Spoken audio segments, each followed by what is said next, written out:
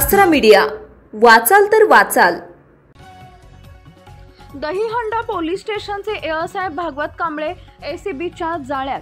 अकोला जिल्ह्यात पोलीस अधीक्षक म्हणून प्रभार घेतला त्या दिवसापासून एसपी अर्चित चांडक यांना गुन्हेगार व पोलीस दलातील अधिकारी कर्मचारी यांच्यावर वचक ठेवण्यासाठी अनेक हतखंडे वापरत आहेत।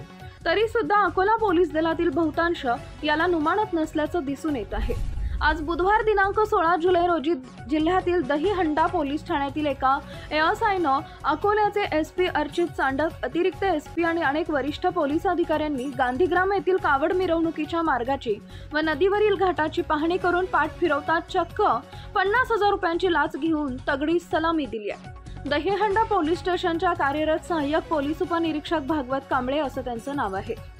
यानं एका प्रकरणात आरोपीला तपासात सहकार्य करण्यासाठी 1 लाखाची लाच मागितली होती, परंतु त्यात 50,000 रुपयात मांडवली होऊन ही रक्कम आज देण्याचं ठरलं होतं। संबंधित तक्रारदाराला ही रक्कम द्यावयाची नसल्यानं त्यानं त्याची एसीबीच्या अकोला कार्यालयात तक्रार दिली असता त्या तक्रारीची सत्यता पडताळणी करण्यात आली आणि आज सापळा कारवाई आयोजित करण्यात आली असता या भागवत कांबळेची एसपी यांचा दौरा होता, त्याच ठिकाणी ड्युटी लागली होती आणि त्याच ठिकाणी लाच स्वीकारण्याचं ठरले असल्याने एसीबीच्या अधिकाऱ्यांनी गांधीग्रामला सापळा लावला होता।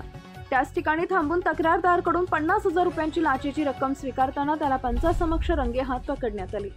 ही कारवाई अकोला एसीबीचे उपअधीक्षक मिलिंद बहारकर यांच्या मार्गदर्शनात पोलीस निरीक्षक प्रवीण वेरुळकर, पोलीस अंमलदार संदीप ताले, अभय बावस्कर व असलम शहा यांनी यशस्वीरित्या पार पाडली। आपल्या परिसरातील ताज्या बातम्या पाहण्यासाठी आसरा मीडिया न्यूज चॅनलला YouTube वर सबस्क्राइब करा आणि बेल आयकॉन प्रेस करा।